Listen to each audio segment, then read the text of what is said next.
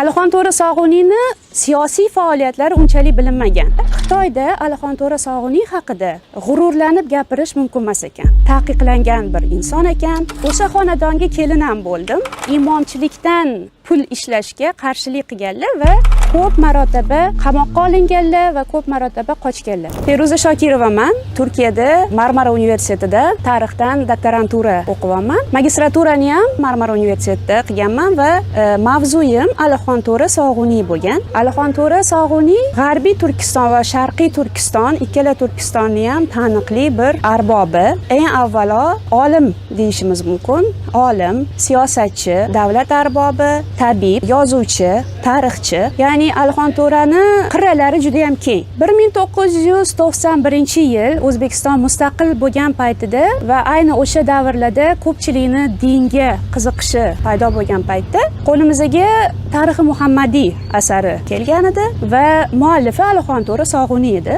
Ya'ni muallif bilan Alixon To'ra Sog'uniy bilan 1991-yilda men o'zim tanishganman. O'sha paytda payg'ambarimiz Muhammad sallallohu alayhi va sallamning hayotlarini tushuntirib bergan yagona kitob bo'lgan. O'sha paytda endi mustaqillik paytimizda orada o'zlarini hayotlaridan ham bir necha narsa yozib ketganlar va haqiqatan ham qiziqqanman bu odam kim ekan deb. 97-yilda menimcha ikkinchi kitoblari chiqqan. Turkiston qayg'usi avtobiografik asar, o'zlarini hayotini ma'lum bir paytini faqatgina gapirilgan. Bu paytda Alixon To'ra Sog'uniyga shunchalik qiziqqanimdanmi bilmayman, endi bir Allohning taqdirimi, o'sha xonadonga kelin ham bo'ldim. Alixon To'ra Sog'uniyni nevaralariga kelin bo'lganman va ular haqida yana ham ko'proq o'rgandim. Haqiqatan ham hurmatga sazovor bir odam ekanlar, faoliyatlari juda ham serqirra va men hayron qolganim, nimaga O'zbekistonda u qadar tanilmagan odam. Masalan, jadidlarni Fikrat bo'lsin, Cho'lpon bo'lsin, yo bo'lmasam hattoki Madaminbek, yo bo'lmasam Sher Muhammadbek kabi qo'rboshilarni yaxshiroq taniymiz, lekin Alixon To'ra Sog'uniyni kitoblaridan tanishardi. O'zlarini hayotlari, o'zlari haqida juda ham ko'p ma'lumot yo'q edi o'sha paytda. Taqdir taqozosi bilan o'zimiz ham oilamiz bilan Xitoyda yashadik, Sharqiy Turkistonda, aynan Urumchida yashadik, G'uljada ham bo'ldik. Alixon To'ra Sog'uniyni Sharqiy Turkistonda faoliyat yuritgan joylarida bo'ldik va eng meni hayron qoldirgan narsa, Xitoyda Alixon To'ra Sog'uniy haqida g'ururlanib gapirish mumkin emas ekan. Taqiqlangan bir inson ekan. U haqida meni bilgan ma'lumotlarimni teskarisi bilinar ekan, xoin deyishar ekan va Alixon To'ra Sog'uniy haqida gapirish taqiqlangan ekan. Bu narsa meni juda ham ajablantirdi. Keyin Turkiyaga kelgan paytimizda, shu Marmara universitetida tahsilimni boshlagan paytimda nima haqida yozishni o'yladim va Alixon To'ra Sog'uniyni biografiyasini yozmoqchi bo'ldim. Chunki to'g'ri o'zlari haqida yozganlar Turkiston qayg'usida, lekin bu to'liq biografik asar emas. Faqatgina umrlarini ma'lum bir qismini olgan asar. Alixon To'ra Sog'uniyni bolaliklaridan to umrlarini oxirigacha o'zlari haqida, faoliyatlari haqida yozgan asarlari haqida yozdim. Alixon To'ra Sog'uniyni siyosiy faoliyatlari unchalik bilinmagan.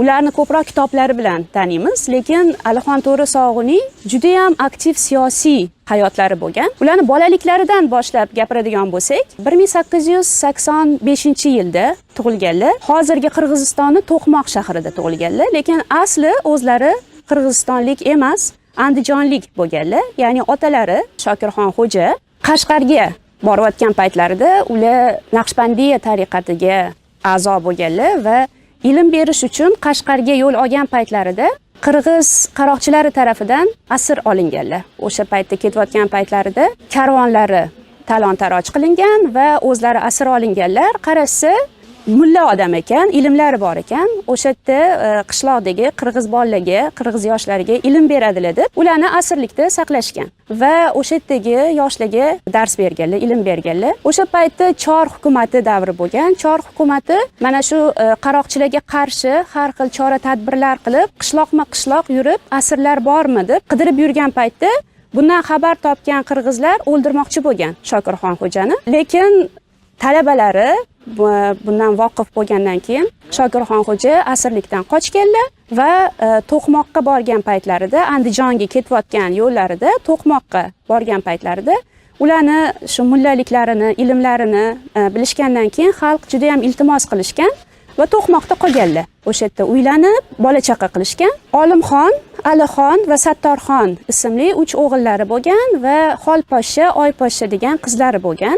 Alixon To'rasog'ning ikkinchi o'g'il bo'lganlar va 14 yoshlarida akalari ikkalasini Shokirxon xo'ja hajga olib borganlar. Hajga borib, Istanbul orqali hajga borishgan. Tarixi Muhammadiy kitoblarida o'zlari ham yozganlar qanaqa bo'lganini. Hajga borib, haj amalini bajargandan keyin otalari ikkita o'g'ilni o'sha yerda tashab, Madinadagi madrasada o'zlari qaytib kelganlar. U yerda 5 yil ilm olishgan, aka-uka ikkovligi. Bir savol meni masalan qiziqtirdi, nimaga aynan Makkaga, Madinaga ketishgan ilm olish uchun? Chunki biz bilamizki, o'sha paytda Turkiston madrasalari ham ancha salmoqli madrasalar bo'lgan.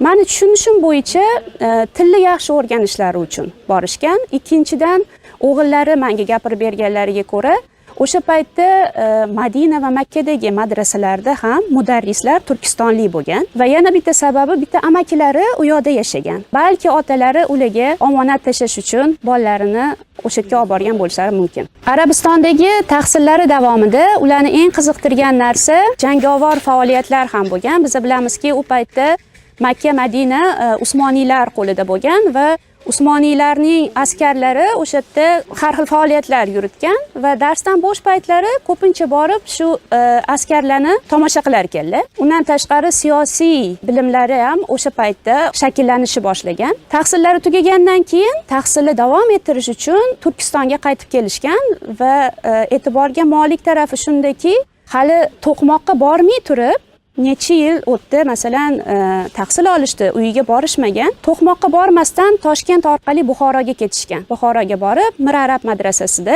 tahsillarini davom ettirganlar. O'sha paytda madrasalarda o'zlarini aytishlari bo'yicha dunyoviy ilmlar hech berilmagan. Odamlar ko'p yillab umrini til o'rganishga sarflashar ekan. Hujralarda qolib, ko'proq arab va fors tilini o'rganishar ekan. Alixon To'ra bilan akalari o'sha Madina davrida arabchani mukammal o'rganib kelishgan, forschasi ham mukammal bo'lgan. O'zlari ham bu haqida yozganlar asarlarida. Ular nima qilishgan? Ular madrasadagi tahsildan tashqari xususiy darslar olishgan. Dunyoviy ilmlar u paytda madrasadan tashqarida xususiy darslar ko'rinishida berilar ekan. Handasa, tarix, tibbiyot kabi darslarni o'sha Buxoro davrida olishgan. Bu madrasadagi darslarga qo'shimcha sifatida va keyinchalik mana shu tibbiyotdan olgan darslari ularga ancha foyda keltirgan, juda ham mashhur tabib bo'lganlar. Borgan joylarida ham islomiy ilmlari bilan, ham tibbiy faoliyatlari bilan mashhur bo'lganlar. Ko'pchilik ularni tabib deb tanishgan. O'sha paytda uylanganlar, uylanib faqatgina qishda borar ekanlar To'qmoqqa. Ayollari To'qmoqda qolgan. Kasallanib ayollari ikkita farzandli bo'lgandan keyin mazalari bo'lmay vafot etadilar. Alixon To'ra yetib borgungacha vafot etgan bo'ladilar va ikkita bolam boshqa begonalarning qo'lida qolmasin, iloji bo'lsa meni singlimni olsinlar deb ayollari vasiyat qilganlari uchun singlariga uylanadilar. Bu arada tahsillari davom etadi Buxoroda va ancha-muncha siyosiy faoliyatlarga qo'shiladilar, ishtirok etadilar o'sha paytda.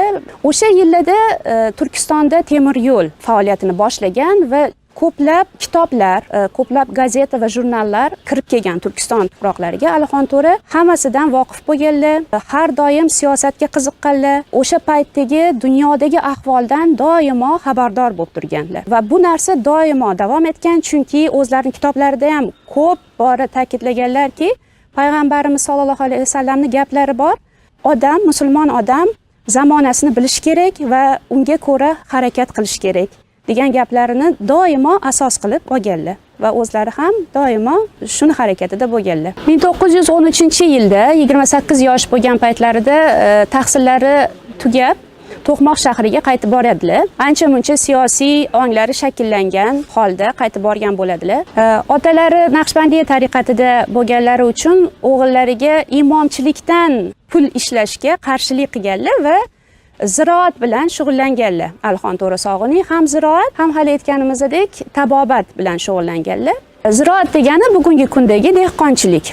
tabobat va dehqonchilik bilan kun kechirganlar. Lekin orada diniy darslar ham berib turganlar, doimo talabalari bo'lgan va 1916-yilga kelib bilamizki, Birinchi jahon urushi uchun Chor hukumati Turkistondan ishchi kuchi olishni boshlagan. Faqatgina ishchi kuchi emas, juda ham ko'p sonda mollar, tuyalar, ya'ni Turkistondan ancha-muncha narsa urush uchun olingan. Bu albatta xalqda norozichilik kayfiyatlarini keltirib chiqargan. Alixon To'ra Sog'uniy ham bunga jim qarab turmaganlar.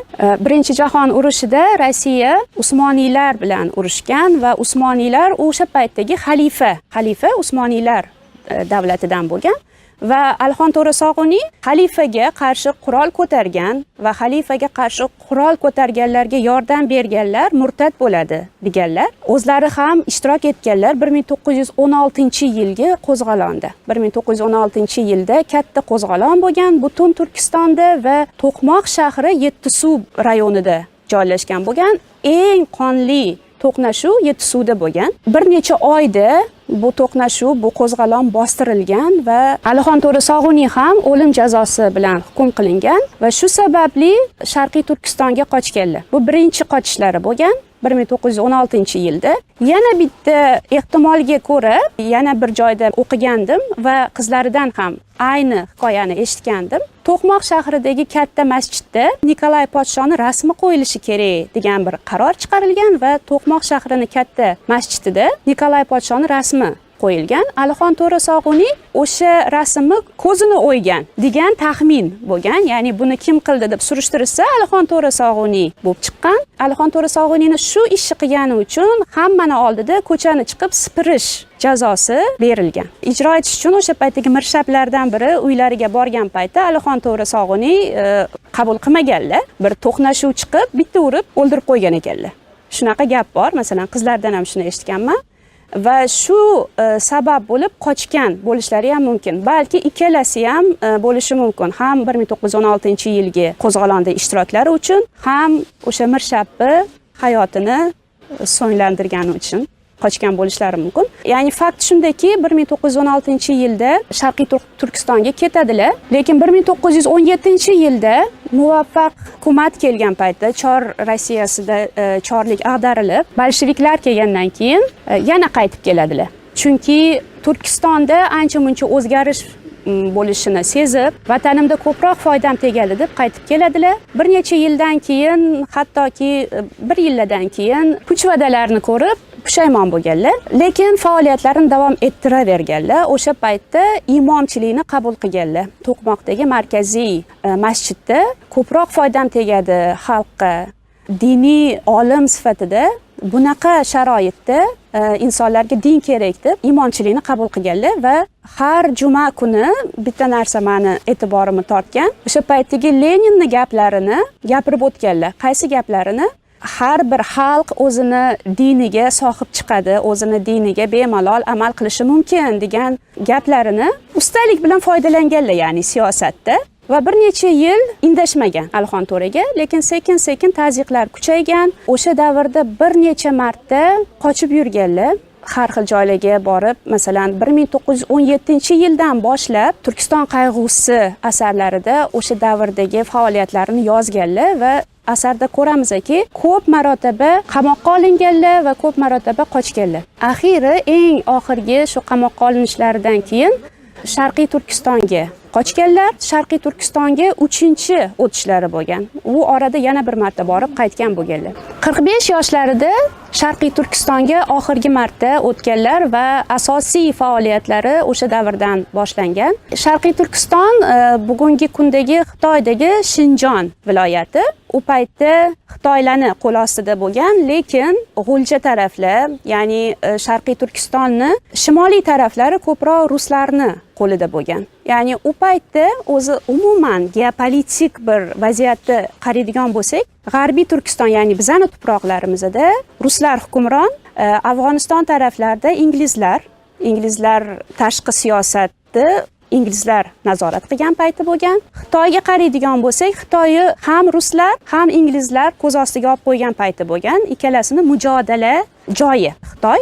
Undan tashqari Xitoyni o'zi ham o'sha paytda kuchli emas Xitoy, lekin baribir o'sha tuproqlarni o'zini tuprog'i deb ko'rib, o'sha tuproqlar uchun kurashgan davrlari bo'lgan. Sharqiy Turkistonga o'tgan paytlarida meni e'tiborimni tortgan narsa, masalan, Sovet Ittifoqi tuproqlarida juda ham ocharchilik, qahatchilik davrlari bo'lgan. Lekin chegaradan o'tishlari bilan Sharqiy Turkistonda aynan Sovet tovarlarini juda ham ko'plab topilishini, juda bemalolchilik bo'lganini yozganlar va buni ruslarni bir o'yini deb ko'rsatganlar. Haqiqatan ham o'rislarni o'zini yaxshi ko'rsatish uchun Sharqiy Turkiston, chunki bilamiz, Sharqiy Turkistonni ham o'ziniki qilish niyati bo'lgan Sovet Ittifoqini. Endi 31-yillarda Sharqiy Turkistonda bir jumhuriyat qurilgan. Uni ham oti Sharqiy Turkiston Islom Jumhuriyati.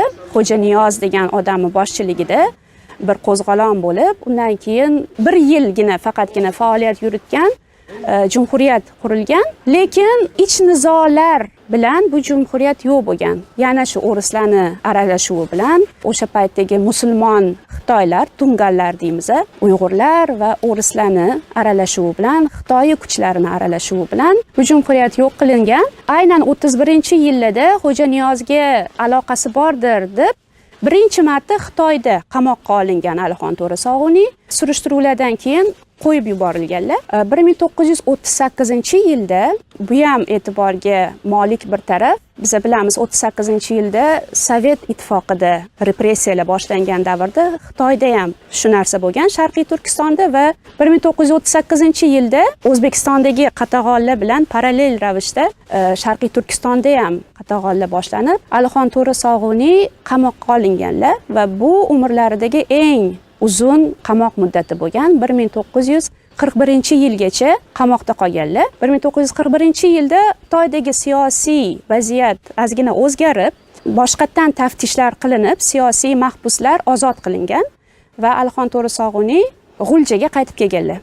O'sha yerda Baytulloh masjidida katta imom sifatida faoliyatlarini davom ettirganlar. Tabibchilik bilan ham ancha mashhur bo'lganlar. 1944-yilga kelib Sovetlarni yordami bilan Sharqiy Turkiston Jumhuriyati qurilgan va Alixon To'ra Sog'uniy Jumhuriyat raisi bo'lib saylanganlar. Jumhuriyat raisi deganimiz hozirgi bizani davrdagi prezident degani va haqiqatan ham xalq saylagan prezident bo'lganlar. Bunaqasi bilmadim, tarixda bo'lganmi, bo'lmaganmi, bir mulla odam, domla, ya'ni olim odam Baytulloh masjidini bir imomi prezident bo'lib saylanganlar. Bir qancha vaqt o'tgandan keyin Jumhuriyatni armiyasi tuziladi va Alixon To'ra Sog'uniyga marshal unvoni beriladi. Ya'ni ko'rib turganimizdek ham prezident ham marshal bo'lganlar. Ruslardan yordam olganlari haq gap. Buni o'zlarining kitoblarida ko'rmaymiz, chunki qamoq muddatlari bilan tugaydi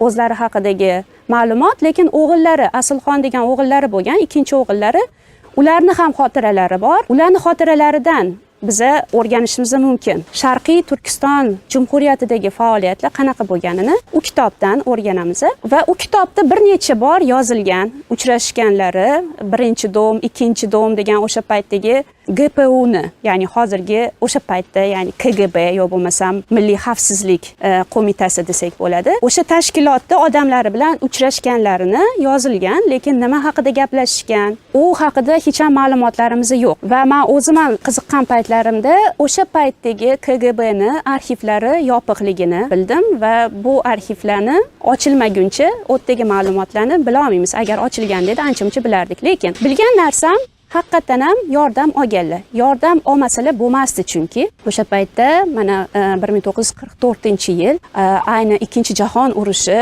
davom etayotgan va ruslarni qo'li yuqori kelgan paytlar bo'lgan o'sha paytda. Asta-sekin ruslar faqatgina Sovet Ittifoqi emas, atrofdan ham o'ziga xayrixoh davlatlarni topishi boshlagan paytlar edi. Albattaki Sharqiy Turkistonda ham faoliyatlarini yuritishgan paytlari bo'lgan. Yordam berishgan, qanaqa yordam berishgan? Qurollar bilan, qurol aslaha bilan yordam berishgan. Kiyimlarini ham qaraydigan bo'lsak, o'sha Sovet Ittifoqini formalariga o'xshab ketadi. Kiyimlar, oziq-ovqat, shunaqa tarafdan yordamlar bo'lgan. Alixon To'ra Sog'uniy ham o'zi ko'p marta aytib o'tganlar asarlarida zamonaga qarab ish tutish kerakligini, fursatdan foydalanish kerakligini ko'p marta ta'kidlaganlar. Demakki, meni o'zimning fikrimcha, ruslarni yordamidan bosh tortmaganlar va buni bir fursat deb bilib foydalanganlar. Armiya tuzilgan, armiyaga ruslardan komandirlar tayinlangan, ancha-muncha muvaffaqiyatga ham erishishgan. Urumchigacha borishgan. Urumchigacha borishga eng katta sabablardan biri o'sha paytda biz aytdik, Sharqiy Turkistonni janubiy qismi 3 ta viloyatdan iborat. Ili viloyati, o'sha Alixon To'ra Sog'uniyni yashagan G'ulja shahri, undan keyin Tarbag'atoy degan viloyati bo'lgan va Oltoy viloyati bo'lgan. Tarbag'atoy va Oltoyda ikkita botirlar bo'lgan, ya'ni Oltoyda Usmon Botir, Qozolarning boshlig'i va Tarbag'atoyda G'ani Botir degan odamlar bo'lgan. Yani o'sha yerda boshliqlari desak bo'ladi. Shu jumhuriyat qurilganidan keyin kelib qo'shilishgan. Jo'grafiyasini o'zi ham ancha kengaygan davlatni, Urumchiga yaqinlashib qolgan. Hattoki ancha-muncha janglar bo'lib, Xitoylarni siqib chiqarishgan Urumchigacha. Urumchi o'sha paytda endi Sharqiy Turkistonni poytaxti bilamiz va Qashqar tarafga ham yo'l olishgan. Ikki jabhada urushlar davom etgan, ham shimoliy Urumchiga qarab ketyapti, ham janubiy tarafga, janubiy Turkistonga qarab yo'l olishgan. Qashqarga ketayotgan paytlarda 1946-yillarda birdan yordam to'xtatilgan. Endi 1945-yil urush tugagan yil hisoblanadi va Sovet ittifoqi g'alaba qozongan yil hisoblanadi. Demakki, Sovet ittifoqi ancha-muncha qarashlarini o'zgartirgan davr hisoblanadi va Sharqiy Turkistonda bu faoliyat kerak bo'lmay qolgan payti bo'lgan. O'sha paytda Xitoyda ham kommunistik hukumat oyoqqa turayotgan payti bo'lgan. Tushunishimiz bo'yicha Xitoy kommunistik bir davlat bo'lishini oldindan bilib, Alixon To'ra Sog'uniyni davlatiga yordamni to'xtatishgan. Yutayotgan paytlarida askarlardan hamma qurollar yig'ib olib ketilgan, qaytib ketish kerakligi aytilgan. Alixon To'ra Sog'uniy jahllari chiqqan paytda, bunga qarshilik qilgan paytda ularni kuch bilan bir kechani o'zida Toshkentga olib ketishgan. O'g'irlab olib ketishgan deyshadi va haqiqatan ham o'g'illarini xotiralarini o'qigan paytimizda bu narsa ayon bo'ladi. Birinchi domga gaplashish uchun borgan Alixon To'ra Sog'uniyni taqdirlari noma'lum bo'lib qoladi, keyin yo'q bo'lib qoladilar. Hatto uydagilari ham bilishmaydi qayerga ketganlari, nima bo'lgani haqida. Bir necha kundan keyin xat olishadi. Men yaxshiman, men ketdim degan mazmunda va o'sha paytda jumhuriyat boshliqsiz qolib ketadi. Ruslarni va Xitoylarni bosimi bilan ularni etgan ishlari bo'lib ketadi. Bir koalitsion Xitoy bilan birgalikda koalitsion bir hukumat tuziladi. Bir necha yil bu hukumat davom etadi va 50-yillardan keyin kommunist hukumati o'rnatiladi. Endi Alixon To'ra Sog'uniyga nima bo'ladi? O'sha paytda Stalinning maxfiy bir buyrug'i bilan Alixon To'ra Sog'uniy Toshkentga qochirib olib kelinadi va umrlarining oxirigacha uy qamog'ida qoladilar. 30 yil yana yashaydilar Toshkentda, lekin o'shanda ham tinch yashamaydilar. Alixon To'ra Sog'uniy umrlarining oxirigacha yana tabiblik faoliyatlarini davom ettiradilar. Doimo uylarida shogirdlar bo'lgan, ham diniy, ham tabobat fanlaridan dars berib yurgan paytlari bo'lgan. Eng asosiy faoliyatlari kitob yozganlar. Bir necha asarlari shu Toshkent davrida yozilgan. Bulardan eng muhimlari hali aytganimizdek Tarixi Muhammadiy. Tarixi Muhammadiy asarini o'zlari ham yozganlarki, men bu asarni yaxshi kunlar kelishini sezib, shu umidda yozyapman. Bizani kelajak avlodimiz doimo dinsiz hukumatni qo'lida bo'lmaydi. Bir kunlar keladiki, asarim bilan dinni tanitaman degan bir maqsad bilan kirishadilar bu ishga. Ancha yoshlari katta bo'lgan paytlari bo'lgan. Ularni yozganlarini o'g'illari ko'chirib turgan bo'lishadi. O'sha paytda uylari ora-ora KGB xodimlari tarafidan kelib tekshiriladi va juda ham bir qiyin sharoitda yozadilar bu kitobni. Doimo bekitib, doimo bir joylarda saqlab bu kitob yoziladi va bolalariga vasiyat qiladilar. Men vafot etgandan keyin yaxshi kunlar keladi, men ishonaman, shuni nashr qilinglar, chiqaringlar deb. 1991-yilda mustaqillik davrida juda ham kerakli bir paytda bu kitob chiqqan. Biz bilamiz, chunki o'sha paytda hech qanaqa diniy kitoblarimiz yo'q edi va payg'ambarimizni islom tarixini shu kitobdan ko'pchilik o'rgangan. Hattoki men bilamanki, shu Xadicha Kubro madrasasida ham birinchi yillarda ochilgan, faoliyatini boshlagan davrlarida siyar darslari shu kitobdan berilgan. Keyinchalik har xil boshqa kitoblar chiqqandan keyin boshqa kitoblardan dars berish boshlangan. Undan tashqari shu Turkiston qayg'usi kitoblari bu ham juda ham kerakli kitob, chunki o'sha davrni o'rganamiz bu kitobdan. Nafaqat o'zlarini hayotlari, balki juda ko'p tarixiy ma'lumotlar bor bu kitob ichida. Undan tashqari o'zlarini fikrlari, juda ham qiymatli fikrlari bu kitobda o'rin olgan. Millat haqida, islom haqida, birlashish haqida, ilm olishi muhimligi haqida bu kitobdan bilsak bo'ladi. Bu kitoblaridan tashqari Shifoi ilal degan kitoblari bor. Bu kasalliklar shifosi degan bir kichkinaroq kitoblari bor. Tabobat sohasiga oid she'r yozganlar, she'riy to'plamlari bor. U ham o'zlarini vafotlaridan keyin chop etilgan. Sovet davri bo'lishiga qaramasdan Temur tuzuklarini tarjima qilganlar. Juda ham bir ziddiyatli davrda Temur tuzuklarini tarjima qilib, jurnalda chop ettirish boshlaganlar. Guliston jurnalida hattoki bir nechta sonidan keyin redaktorini ishdan olib tashlashgan. Birinchi tarjima Alixon To'ra Sog'uniyning tarjimasi bo'lgan, Temur tuzuklari tarjimasi. Hatto Turkiyada ham o'g'illari bu kitobni chiqardi, shu tarjimani turkchaga yana tarjima qilib. Bir nechta asarni tarjima ham qilganlar. Davlat arbobi, siyosatchi, diniy ulamo, shoir, tabib Alixon To'ra Sog'uniy 1976-yil 28-fevral kuni Toshkent shahrida vafot etdilar va Ko'kchadagi qabristonga dafn etildilar. Rasmlarini ko'rganman, janozalariga minglab odamlar kelgan, chunki haqiqatan ham xalq sevgan bir inson bo'lganlar.